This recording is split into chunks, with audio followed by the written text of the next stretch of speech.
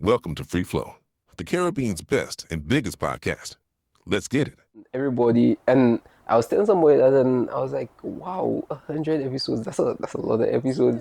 Like people, there's some stat that says like, I don't think like podcasts do get past like their first 10 or 15 episodes, something like Makes that. sense. Yeah, so like that, like I can't wait to Yeah. see what a year from now looks like. I have a lot of big dreams and big plans for it. That's good. Like That's lunar good. journeys. We have a lot of big plans for sure. A lot of big plans. Okay. Anyway, welcome to the Caribbean's best and biggest podcast. How does it feel to be on the best and biggest podcast in the Caribbean? I'm honored to be here. Honestly, we'll be looking back and I'll be like, I was one of the first guests. You're on season 1. Exactly. It's like I was there since season 1. You're new to this. I like to start off with a bit of an icebreaker. We have an iconic icebreaker on the show.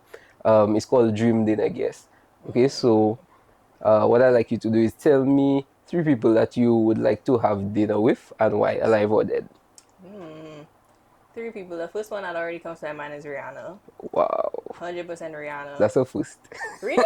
Yes, Rihanna is She's a fellow island gal, like Barbados, just over there. And she's a billionaire. Like, it's not even just the money for me. It's like the fact that she also, grew up in the Caribbean and has built such amazing international success for herself. Like, I was always, from the time she was popping, it was like, oh yeah, that Caribbean woman. Like, I've been supporting her throughout her career. But in recent years, like, Fenty Beauty is what got me into makeup. And it wasn't even like, oh, just because Rihanna is Bajan, I'm gonna support her. It was like, from the marketing alone, I was like, I need to buy this product. Wow. And I've been buying Fenty, like my whole makeup bag is Fenty now. And the products are really good.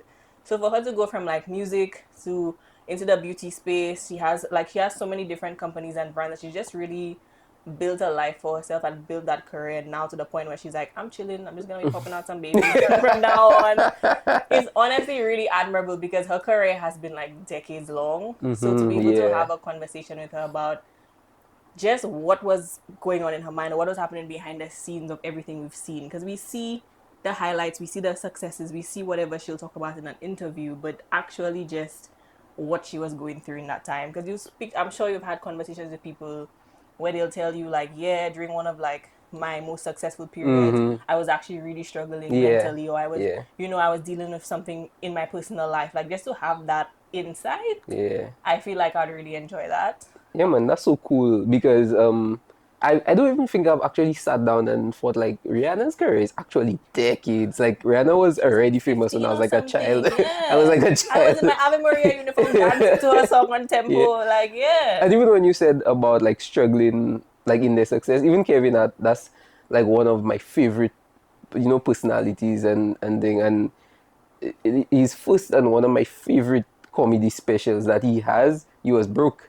So yeah, and he like it was a special, so it was like a show and a lot of money and different thing. And the man was like, that was like his brokest point. Yeah. Damn. Yeah. So who else? Rihanna think. said the bar a little bit high. Yeah, she really did. That's like number one. I think a lot of the people that I admire and I follow, a lot of them do share a lot of behind the scenes, and I think that's why I follow them. So I can think of like Stephen Bartlett, I wouldn't say he shares a lot of behind the scenes, but like his content is very educational. Yeah. So it's like I learn a lot from his content, I should say. So in terms of having a conversation with him, like he has a podcast, so I learn quite a lot from that. Grace Beverly as well, she shares a lot of behind the scenes. She is a British girl who I've been following since she was doing a music degree at Oxford. Wow. And she used to do study vlogs, like study with me, plan my day with me. And that was back when YouTube was like really big. And to see her, she was always into fitness, so she was very regular going to the gym. So she would post like her workouts and that kind of thing. And I was just interested in another young woman at university in the UK. Like I was at university in the UK around That's the same so time. cool, eh? Yeah. That's so cool. Like I always used to think like that, that's like one of the main reasons why I became just more okay with creating content. Just because like somebody you're just a regular person, and somebody could just watch you and just watch your content because they relate to you, and you kind of helping them in life. Yeah. And like they looking like you and or even love you, and like they Yeah. don't even know you. That's so cool. Like you'd be surprised that things you think are normal in your everyday could be so interesting to somebody else. Yeah. Or just because they're doing the same things, they will just it's kind of crazy to think about just sitting down there watching somebody else's life. Yeah. But we all do it, like it's But so it's interesting. entertaining. It's interesting, and like that's the thing about social media too. Like everybody knows it has its bad parts, but like it in a sense it kind of brought everybody together. Like you could Yeah. relate so much more to people. You could see that people are just regular. Like everybody is just a regular person, you Yeah. know. And there's no hype. Well, I guess not a lot of the new hype right now is being regular, being normal, being authentic. Exactly. The new hype is just Yeah, no being people are not authentic. chasing the kind of like luxury and Yeah, like I mean, aspiration. kind of It's still there. sometimes, It still but has its place. I still love me some luxury content.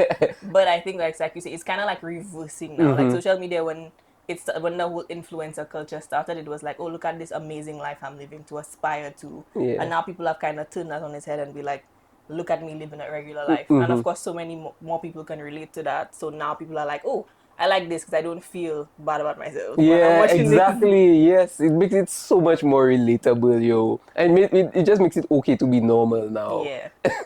I find you speak very well. Thank you. Yeah, like I enjoy hearing you speak. You had any practice? I've been speaking. I was talking before I was walking. That's what my mother tells everybody. I was talking before I was walking. Wow. But I have So you're a been yapper. I am I am a certified yapper That's actually actually. a great skill for you. I am a certified yapper because I was on a TV show from the time I was like 7. So I was a TV anchor. It was a show called Kitty Crew, Big Up Auntie June. And What is that? Kitty Crew was the tagline was like for children by children.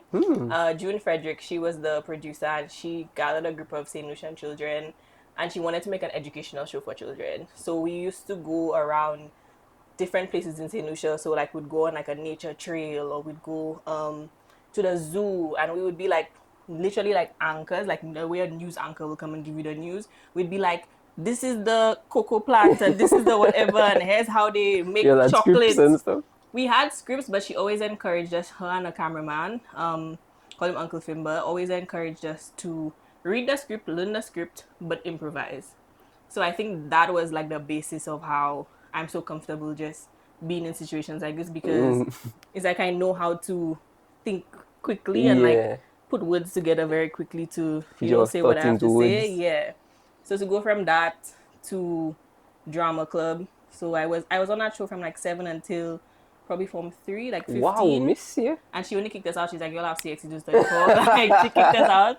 And then throughout the whole of secondary school, I was in her, she had a Kitty Crew theater club as well.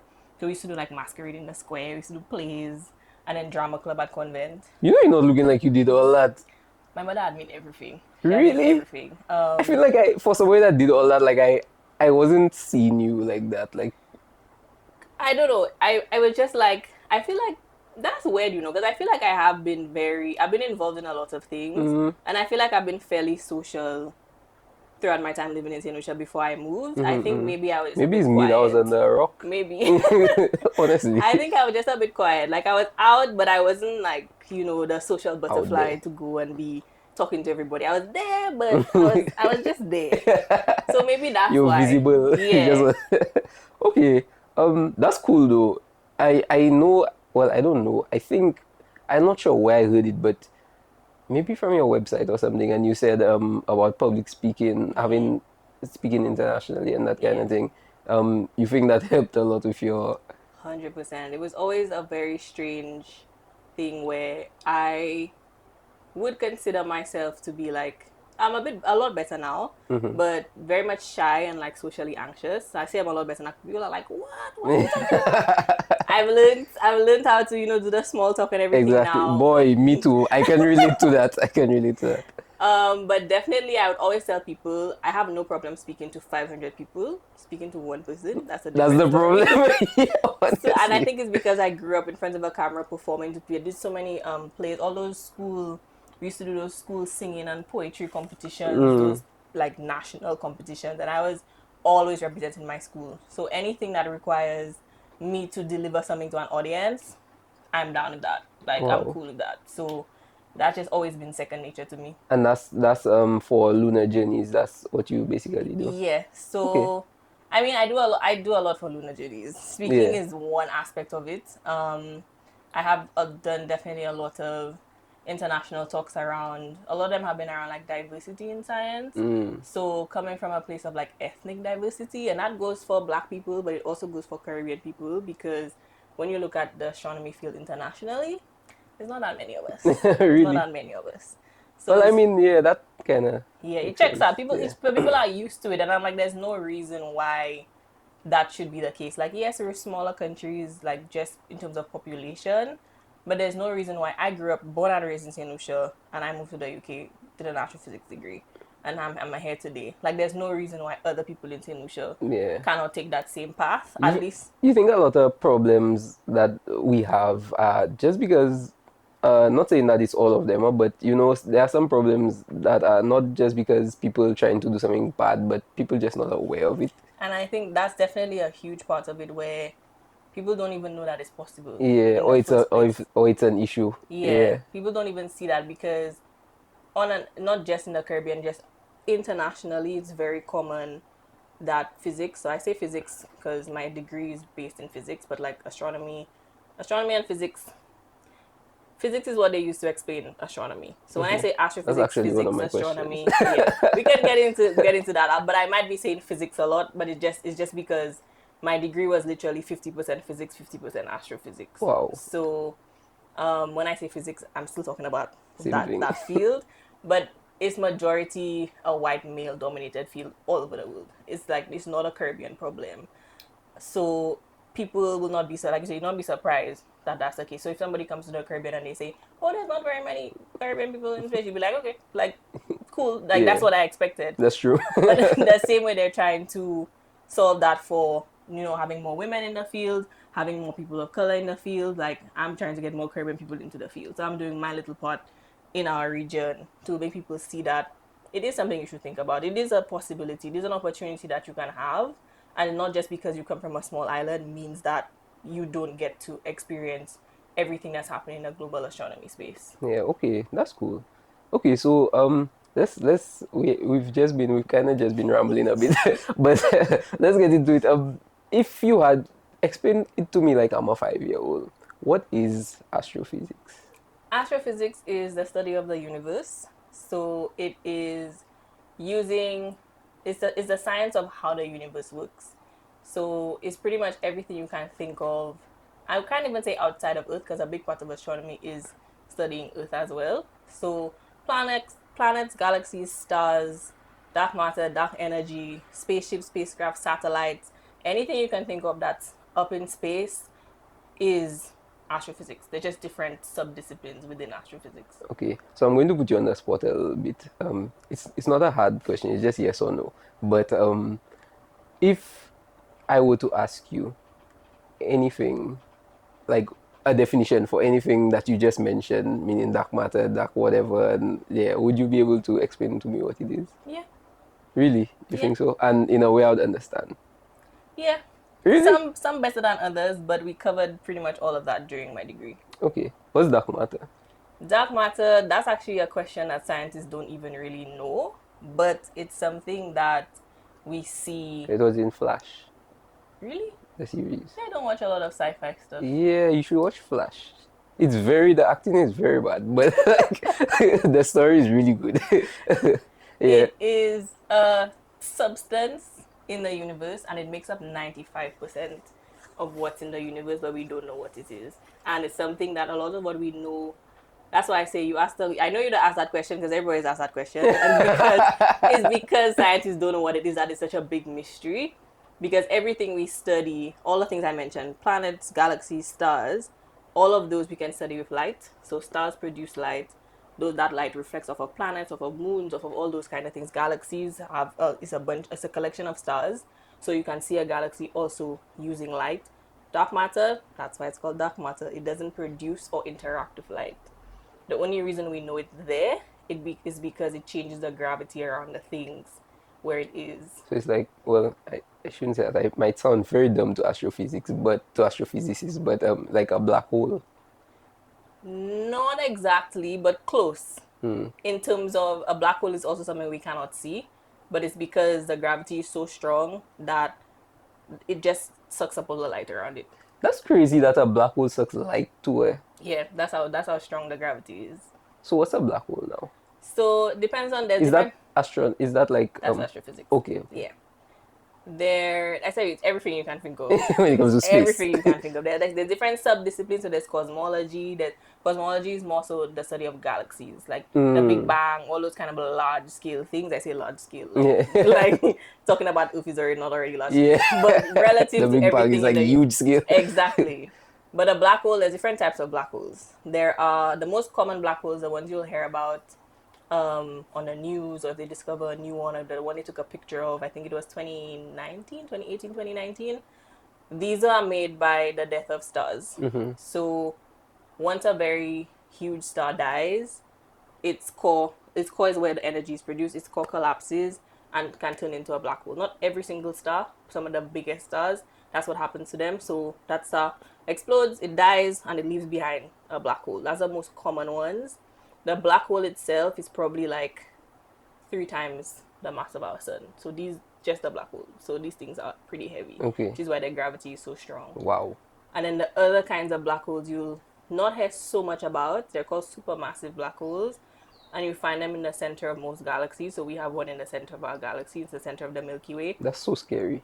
It's far away from us. It's not going to affect us. Black holes, they swallow things so quick that it's been around for like millions of years, like billions of years. Like, we're good. If it had to swallow us, it would have swallowed us already.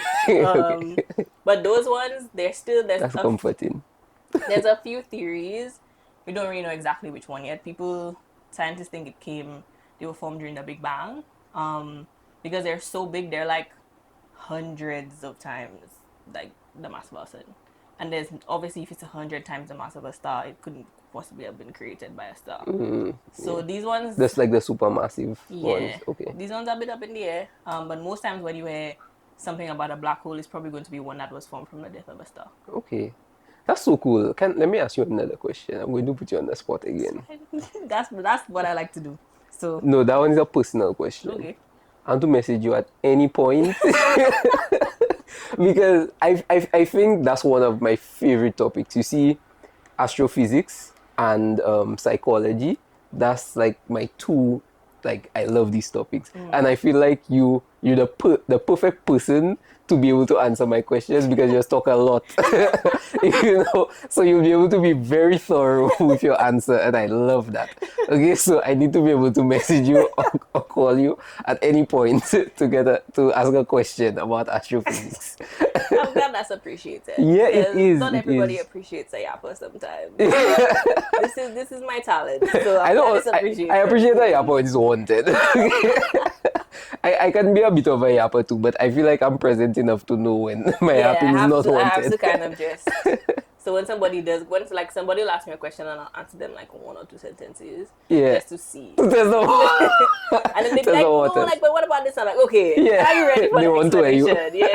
Yeah. Okay, so what you kind of spoke about it a little bit before, but what's the difference between astrophysics and astronomy, if there is any? Astrophysics and astronomy are interchangeable. They probably weren't always interchangeable. They are now, because when you think about where astronomy started, like from the beginning of the human race, to be honest, you can imagine just existing and looking up. Like, people have always been looking up and questioning, what's that in the sky? What's the moon? Well, like, now we know what they are, but people have always been questioning that. So astronomy was always the study of the heavens. That's what they would have called it back then. The study of the sky. And then eventually, once technology got more advanced, telescopes were invented, people actually dedicated time to studying what's going on in the sky. They realized that there were patterns. So they realized, like, the moon has a cycle every month. It goes through all its phases every month. People would have noticed that really quickly, and eventually started measuring. So that's where calendars and all these things would have come from, because they're like, okay, on this day that happens, and then a week passes and that happens, and they're recording it.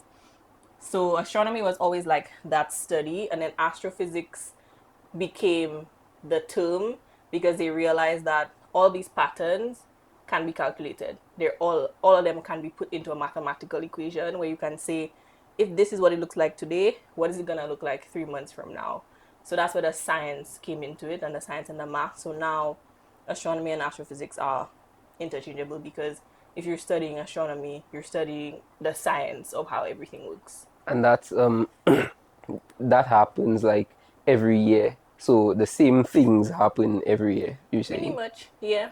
Wow, that's so cool. And does it have any bearing on like what happens on Earth in terms of like weather and that kind of thing? So yes, Because I feel like you could kind of calculate like what's going on. I don't know if it's as accurate, but you could, you know. it depends on what you mean by weather. So if you're thinking about, is it gonna be sunny today, is it gonna be cloudy today, like that kind of thing, that's more so to do with what's happening on Earth itself, not so much what's happening in space. Okay. So how are the winds moving? What's the temperature? I guess temperature is a part of it because even if we don't really experience the seasons in the Caribbean, we experience it's a bit colder around this time of year, it's a bit warmer this time of year. So that will influence things like storms. That's why we have our hurricane season because that's when things are heating up. So when it comes to weather, I think that's a little bit more isolated in terms of what's happening on the planet itself. Apart from the warmer and colder seasons, I would say that obviously has to do with the Earth going around the sun. If you want to think of things like what we see in the sky, so the types of stars, constellations, all the things we see, that depends on the time of year. So what you will see around this time of year, you might not see in the summertime, and vice versa. And then something that, when that I say, it depends on what you say, what you mean when you say weather, because the northern lights and the southern lights, a lot of people don't know that there's also southern lights. What are they, by the way? So that happens from our sun to just be like spitting material at us. So it just spews out this hot plasma just for fun. Just for fun. And it does that. It has its own 11-year cycle, but it does that all the time. And Earth has a magnetic field. We don't have to go into all that, but Earth has a magnetic field. I feel like we should though, but okay. If you insist. But essentially, we have molten iron in our core. So what comes out of the volcanoes, the lava, like that's what's at the center of Earth. And that's moving around quite a lot. Iron, if you remember, like school chemistry, where they tell you like iron is a metal and metals conduct electricity. Yes. So we have iron in our core that's moving around.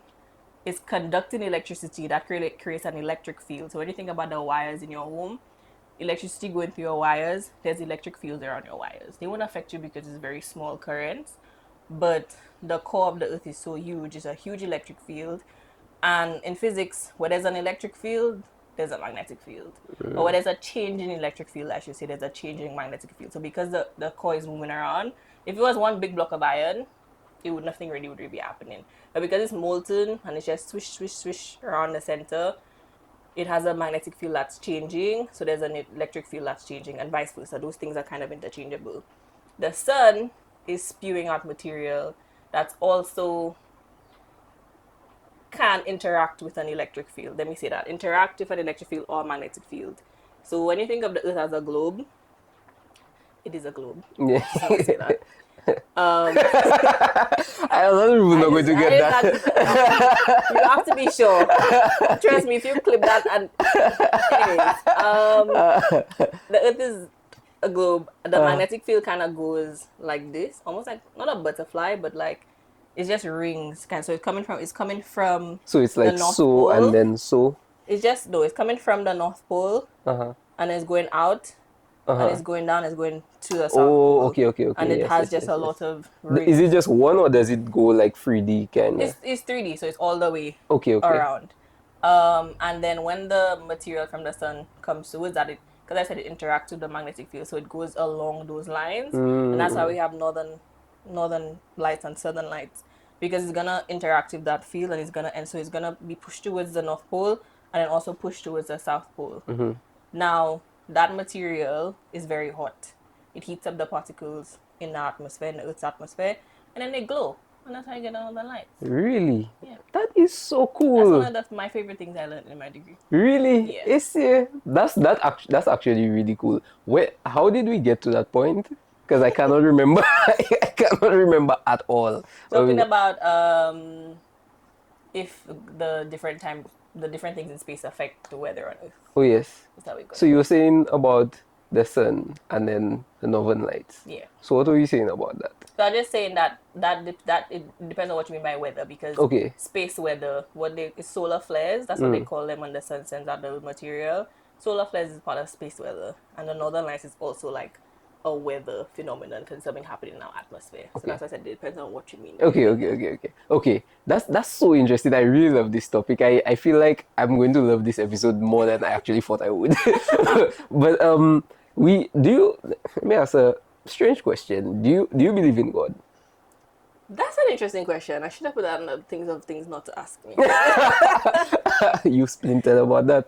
It's one of those questions I feel like I don't have the words to explain it properly, so I just avoid it because Do you want to talk about it? I will just say why I avoid it, because it's a very the two sides are very polarized. Like Yeah. That's why I asked. religion and science are just, yeah, it's kind of like if you believe in one, or if you follow one, you can't necessarily believe in the other. And I don't believe that that's true. Yeah. I grew up in St. Lucia, grew up Catholic school, Catholic household. Went to Ave Maria, went to convent preschool, went to Ave Maria, went to convent. So like Wow. surrounded by like God. grew up, yeah, Surrounded by grew up, God. like that as growing up as a Catholic.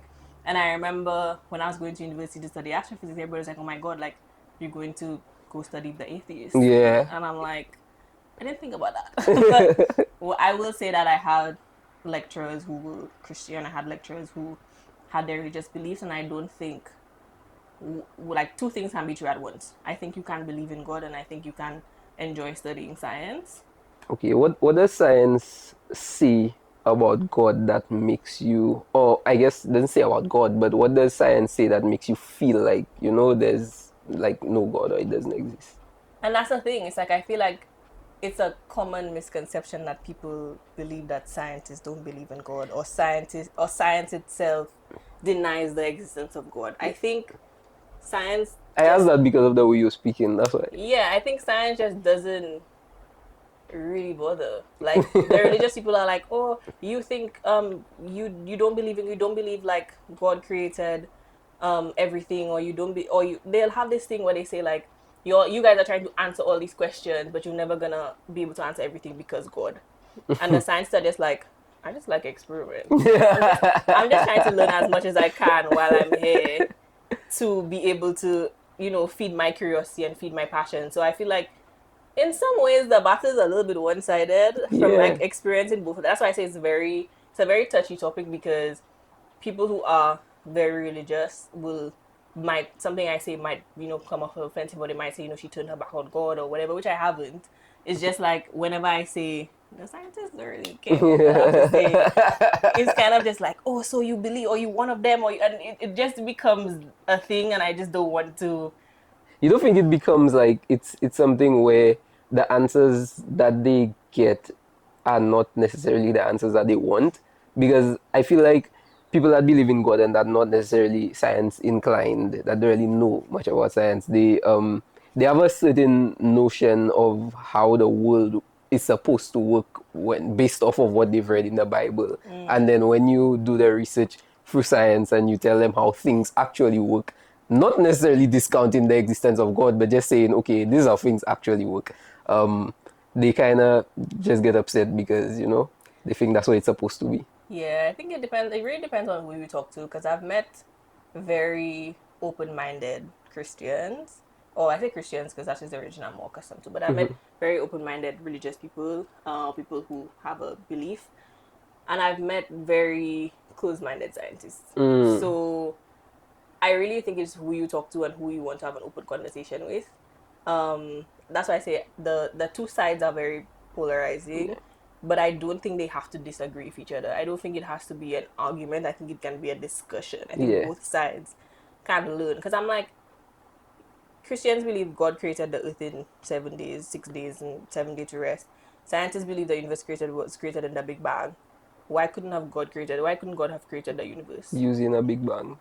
Like, so when I ask questions like that, they're like, no, but And then, because like you say, it's not in the Bible. I feel like though it's the more I learn, obviously I don't have a degree in whatever, but I feel like the more I learn about science, the more it makes sense, the more God makes sense to me. I don't know if you can relate to that.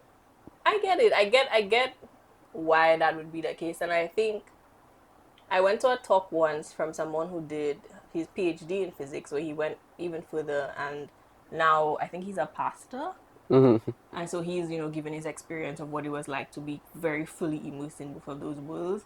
And he said a common misconception is that people believe when people are explaining God and religion and science, they treat God as a God of gaps. So whenever science cannot Yeah. explain something, God. it must be God. And that's the argument. So, you all couldn't find the answer because it's God. But that gap keeps closing, Getting so smaller and smaller and smaller. yeah. So God would not exist after the gap finish close.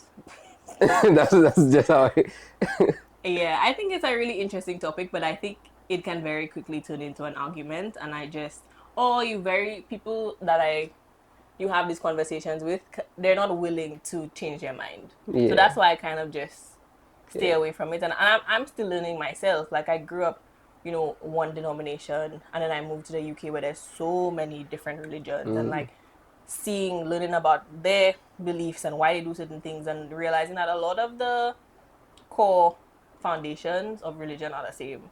Like treat everybody Yeah. nice, love each Yeah. other, do good in the world Yep. essentially. Yep. So it's more of a learning journey for me, and that's why I kind of just stick to the science. I'm Yeah. like, let me just I feel like I don't know enough about all the different religions or all the different ways that people think or how they've interpreted religion or whatever for me to speak on it, because somebody can always come and say but Yeah. and then add something that I may have misinterpreted or I misunderstood. So But I also feel that it's so unfortunate because there's a lot of thing when it comes to just people try to find out who's right, and I don't necessarily think we should approach it like that. We should just come together and have a conversation. But as you say, like everybody has their beliefs that and they're not willing to back down. yeah, it's one of So those things. yeah, so it's a kind of way. But I don't know. You say you want to stay. You try to stay away from it, but I really feel like you shouldn't because it's a thing where I I feel like you would make a difference. I say it depends. It depends on who I'm speaking to. In terms of like doing content and like posting online, I like to stick to what I know. My Yeah. passion is breaking down topics in astronomy. That's what I love to do. I can tell you, I can talk about stars, galaxies, planets all day long, and I have no problem with that. And that's although you can find controversy in any kind of content Yeah. nowadays on the internet. So I'm not saying that I'm like avoiding controversy altogether, but I just feel like that kind of topic will encourage Yeah. controversy, because people will be quarreling in my comments, and I'm like, guys, this is not what this video was for. When I started university, I really wanted to write a book, like the parallels of like religion and science. I'm like, oh well, I grew up religious and I'm doing this astronomy course now. This is the perfect time to like put the two side by side. Maybe one day, I was just but coming to ask what changed your mind. I That's think such a I would read that book. I think it was just that thing of a lot of people on either side don't Do want their it. Oh mind to my be changed. goodness. I say that You need to strut, okay? You tiptoeing right now. no, I say that just because it's just like when I think about what I want to create and what I want to put out there into the world, it's to have an impact. It's to be able to help people move towards a goal, whatever that goal Would make is. an impact. It would make an I impact. guess it would for some people. Maybe I'm All thinking I'm of the hearing right wrong now is target audience. excuses why. All I'm hearing Well, right I now don't are want to do it. excuses. I've said that. I've said that. So for the things I want to do, I will not make excuses. But for that one, I will continue to make excuses. But like I say, I'm on a journey for learning for myself. So Yeah. maybe if I get to a point where I feel like, wait, this is really interesting, or I have this kind of aha moment, then I might consider that. But I have a lot of goals. To Yeah, meet. yeah, One at a yeah, time. yeah. One at a time. I just pressuring you. For a lot of people though, stargazing is like one of their first experiences when it comes to astronomy and that kind of thing. What is stargazing and what is the experience like? Stargazing is, as the name suggests, is quite literally looking up at the sky. There's nothing more to it. You can look up at the sky and see the moon and see the stars, and you are stargazing. Yes, there are tools like telescopes and binoculars that can help improve your experience, or you can see more detail. But stargazing on a very basic level is looking up at the sky, seeing what's up there. Wh- Why is it such a like a powerful experience? Like sometimes I as be like just outside at my home and just looking up at the sky in the night. That's such a hypnotizing kind of experience. I don't know what. It's almost like looking at the ocean. Like I don't know if you ever sat down by the beach or something and there's the sound of the ocean and everything. It's like music and like you looking up at the sky and it's like music but in silence. I'm glad you asked that because that's something I've been thinking about a lot as well. Because I've had this fascination for a long time, but having events and, like you say, seeing people experience it for the first time and seeing them just so overwhelmed with like emotion and that feeling, you say, like feeling that connection, and you're just like, wow, like this is like nothing I've ever like experienced before. And I've been trying to think of why. The same question, literally the same question you asked, like why is it that we get this deep sense of just wonder and awe? And it's like I don't have the answer to that when I think about it from my perspective and what I experience, because as much as I understand the universe from knowing what's happening scientifically, I still feel that feeling. I still look up and I'm still like I love coming back home because I can look up and actually see stars, which I don't get to see in London. And I will sit there for a good 10 minutes just looking up just because and still have that feeling. So I've been trying to figure out like what is it? And I think, don't let the astrology girls hear me, but I do think it's something to do with our connection to the universe. And when I say that, I don't necessarily mean horoscopes and those kinds of things. I want to be very clear, Maybe because God. I draw that very maybe God. I draw that very clear distinction between astronomy and astrology. To each their own, but what I believe is astronomy. Honestly, Okay. nothing against astrology. I indulge it when I see like what's your message for Yeah, 2026. yeah. Like I'll read it. Yeah. But I draw that distinction just because people already confuse them, so I don't want to add to the confusion. Astronomy is a science, and astrology is a belief system, Okay. and you can actually group it into like spirituality and religion. At least for me, again, people might have their own Makes sense opinions though. on that. But I do That, think by the way, not to cut you short, but that can be. It doesn't have to be the book about religion and thing, but that can be one of your astronomy. chapters. I No, no, the why is the universe so mesmerizing? Like, yeah, yeah, that can be one of your I chapters really when want you answer that it's question. something I really want to look into more and try to understand a bit more. I think it's a psychological thing, but it's trying to figure out why is it. Because I remember reading something. I don't know if this is true, and I didn't fact check it, but I remember reading something that says we like glitter and sparkles, and we're drawn to glitter and sparkles because that's how people could have found water at night when the moon is sparkling on the Mm, ocean. okay. It looks like Yeah, glitter, and it says it's an evolutionary thing where people would, when they had to find water, that's what they were looking for. And I was like, oh, so ever since that time, I've been that trying would be to cool if figure it was out. true. I don't know, it could be, but I'm just trying to figure out like what is it that we had to evolve into to make us feel this connection to the stars. Like maybe it could just be our curiosity, because I feel like as humans, what makes us different from like other animals is the fact that we want to know more. We want to push the boundary. We want to create things. We're basically manipulating our environment to create what didn't exist before. So maybe that feeling could just be, I want to learn more about this, and it's an evolutionary thing for us to continue advancing, because we might have never had, well, they say telescopes were invented to spy, for spying, but we might have never had like astronomy telescopes and all Yeah. these things that we have now if we didn't have that curiosity. So that could be what it is. Yeah, it is really a cool thing to just be able to look up at the sky, and see the moon, the stars, constellations, and all that kind of thing. What was the first thing? I don't know if you could remember that. That's probably a million years ago. But Through a telescope. yeah, what was the first thing you saw through a telescope? I think the way that you phrase that question, I think a lot of people believe that I've been doing stargazing for a really long time, whereas it's actually very new to me. I didn't even know, No, honestly. I know it's fine, and I'm glad to explain, because my degree was very theory heavy. We did, we learned about telescopes. We used telescopes, but we used professional telescopes. And a professional telescope, you can literally sit down on your laptop and tell it where to point. It will point. You press a button, it takes the pictures, you download your pictures, you do what you have to do with them. Oh, So that's professional astronomy because so you're trying to how collect does that data. work? Like, where is the telescope? The telescope on a roof somewhere, Okay, and you but just it's remote. connected to it. Yeah, it's Okay. remote. So Can anybody just do that, or you have to be on a you have server or to, yeah, something? you have to do some VPN and be Oh, okay, okay, connected okay. to the network and put in a password. Like not anybody can do that. You have to definitely be able to connect to the telescope. So they gave us all the Mm-hmm. information we needed and everything. But that was my experience of using a telescope up until I started Luna. Wow. So Okay. the first time And I that was like looked, couple years, 2, 3 years ago. Luna officially started in 2018. Oh wow. Okay. So the first time I looked up through a telescope was probably in maybe 2017 or 2018. I don't remember exactly because I don't remember. Probably 2018. And I remember we did a pop up stargazing. Um, actually, that's a lie. No, yeah, that was it. So I said that because I did look up through a telescope for a field trip we went on, but that's another story. I think the first time I looked through a telescope was at my first lunar meeting, which would have been in 2018. I can't remember what month in 2018. Um, but we went to the Viewford Compre School and we met Neil and Leo, big up Neil and Leo. They are two of St. Lucia's resident astronomers. Like they've been stargazing for like decades. Wow. So they brought their telescopes along. And I think we probably only looked at the moon that time. So maybe the moon. But I don't remember. I just remember I saw Venus.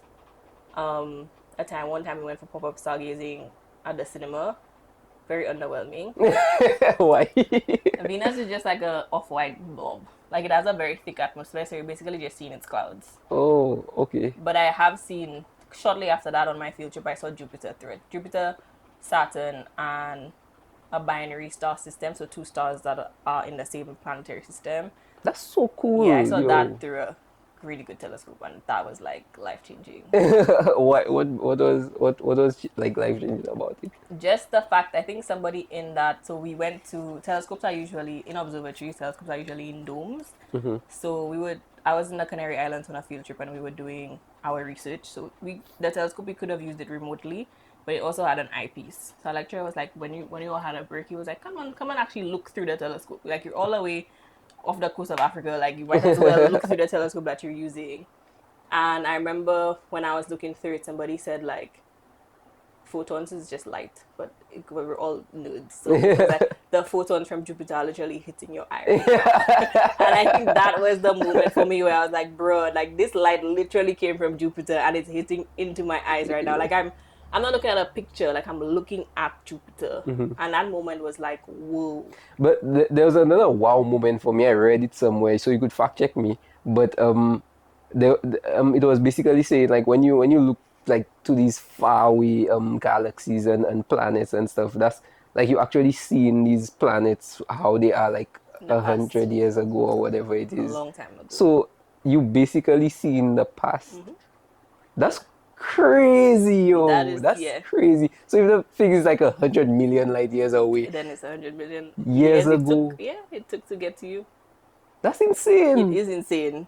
So, so like, I'm trying to think though. So basically, you can see the future then. Not If exactly. yes, if you think about it, No, because you're more qualified than me. But think no, about it. it has to be the past because the whole point is that it's taking time. It's taking time for light to reach. That's what I'm saying. So if you could reach you. travel faster than the speed of light, If you could, but there's nothing that we've seen that's faster than the speed of light. yeah, you're right though. I'm just saying. I was just thinking like, But if you but the could. thing is, how do you see it without the light? If you're faster than the light, A flashlight. That was an SMC faster joke. than- I'm sorry. I'm sorry. you're faster than the light. So how do you see it without the light? The light Yeah. don't reach it yet. That's let's say you feel like you see it with like another form of thing that's not light, like energy or I don't know. You could, yeah, because like dark matter, dark energy, all those You things, see, you yeah, can the detect dark them. matter. Probably that's why. But you That's just what wouldn't see. You know that it's there, but you wouldn't necessarily see it. can. Let's go back to the dark matter thing. So because you say that like we don't really exactly know what it is and stuff, we not able to use it, I guess, for anything. Yeah, because it doesn't. It's not really like it's not solid. It's not like we don't even know what particles it's made of. So like how do you even know like where it is like So it's gravity makes things move in certain ways. So if something has gravity, so something passing next to it, the gravity's gonna pull it. That's what we know about gravity. So it's studying how galaxies are moving, how stars are moving. Does it ever push? Gravity. No, it's always gonna Pull. pull things towards it. Okay. You can use gravity to kind of like propel yourself in a way. Like they use that for some of the missions, that there's a spacecraft missions they send out where if you pass close enough to a planet, it's pulling towards you. But if you just kind of scrape the surface, you can use that energy to go faster. Okay. But it's not so much the gravity pushing you; it's just you manipulating it Physics to and okay. It's you knowing how you have to move to basically get more energy from the gravity. Okay. It's kind of like if you would you were sliding down a slippery slope, like you would use that and you know you can run faster when you reach the bottom. It's kind of like that. Okay. But the slope itself isn't really pushing you. It's just the fact that you are already like a little bit sliding down momentum it. and Yeah. stuff. You're basically giving it momentum. That's essentially they use that for they don't have to use as much fuel when they're sending out the spacecraft. But dark matters, it wouldn't push you, but yeah, it would when you study the things that are around it, you see them moving how if there was nothing there, they would move differently. And you see them, and it's on a scale of galaxies. So we see dark matter like in between galaxies. That's what I was coming to ask. Like, where do you even find dark matter? There, on its on, you see the movement on the scale of galaxies. So like if you have to go, let's say, from Earth to Mars, you're not going to detect dark matter. It's there, but you're not going to detect it because the way gravity is honestly one of the weakest forces. Which we talk a lot about gravity, it's one of the weakest forces. So you need so much dark matter for it to make a big difference. And there's a lot of space between galaxies. So that's when the scientists will look and see, because some galaxies are in clusters. So you will look at, if it was just, let's say, 10 galaxies in a cluster, if there was nothing in between them, they would move in a certain way. And then you see them moving differently, and they have their measurements, they chart things, and they take the data, and it's like, there's enough for something to have gravity, it has to have mass. So they're saying that the way this thing moves and the amount of gravity acting upon it, there's a lot of material in between it, and it's everywhere in the universe. So that's why it's like we know that it's there because there's so much of it that we detect it, but we don't know what it is yet. That's insane. It's a crazy mystery. Very insane. Okay, back to what we were talking about. We spoke about the first time you looked for a telescope. So you saw the moon, you saw the star system, and that. People speak about constellations, planets, all that kind of thing. Before I even ask that, how close can you actually see a planet, like in terms of like texture-wise? And I know you could see the moon at like a fairly high quality, but in terms of like planets and that kind of thing. It depends on the telescope you have, how strong your telescope is, and just the visibility on a line that you're looking. So we will think that clouds are the only thing that can block out like light and from planets and stars, but there's just something, you can have like turbulence in the atmosphere, so it's not even a cloud, it's just the way the air particles, say we're gonna have turbulence on a flight, it's just the way the air particles are moving that they can actually blur the view of things. So if you have a really clear night, very low turbulence, and the planets are up really high in the sky, then I would say the moon is the best because it's the closest. So you can see craters on the moon. You can see the different I was thinking like a Google Maps kind of thing, like on a scale of 0 to Google Maps. Yeah, you wouldn't be able to see like that much detail. That's why they send all those spacecrafts out to get those pictures close up. I would say you would see the most you'd see is like Saturn and Jupiter. They're the biggest ones. So you would see, because we're limited to only seeing their surface. So Jupiter, you will see stripes. You can see the big red spot on Jupiter. You can see 3 or 4 of Jupiter's biggest moons. Usually on a good night, they just look like little bright specks, but the fact that you can see them from so far away is pretty cool. Saturn, same thing. You can see its rings. You can see the bands. Saturn also has like different colored bands, like just a bit more like darker, lighter. But I would say that's probably the most you'll be able to see in terms of detail with a pretty decent telescope. If you want to see more than that, you'd have to get a pretty high power, like a professional telescope. Okay. And what's that? What's the big red thing on Jupiter? It's a perpetual storm. You want to get into that? You want to get into that? Sure. I think we spent this whole episode talking about astronomy. Yeah, well, that's what it's about, kinda. So Jupiter's great red spot is Jupiter is what we call a gas giant. Mm-hmm. So Jupiter, Saturn, Uranus, and Neptune are all gas planets, and what that means is they have a solid core. So in the center of them is solid, just like the Earth is like a rock. Mars, Jupiter, not Jupiter, Mars, Venus, Mercury, all rock, what they call rocky planets. But they are so big, and the gravity of them was so strong that they're able to keep essentially a very thick atmosphere around them, but way thicker than ours. So if you were on Jupiter, you wouldn't be able to see the sun. Like the way our atmosphere is very thin compared to what we see. So if you see Jupiter, it's probably like this size. Its atmosphere, like the gas around it, probably brings it to like its huge size. And does it do we take into consideration the atmosphere to say its size? Because we say Jupiter is like the that's biggest the thing. planet. It's already, the outer layer is already gas, so we wouldn't really say that it has an atmosphere per se.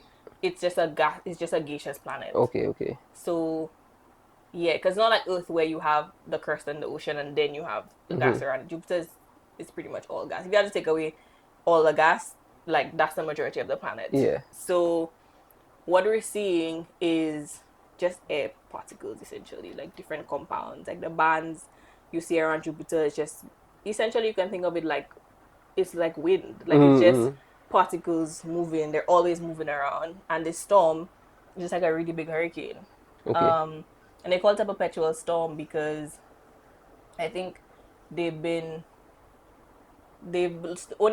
studied it long enough to realize that it kind of changes, but over the course of like 400 years.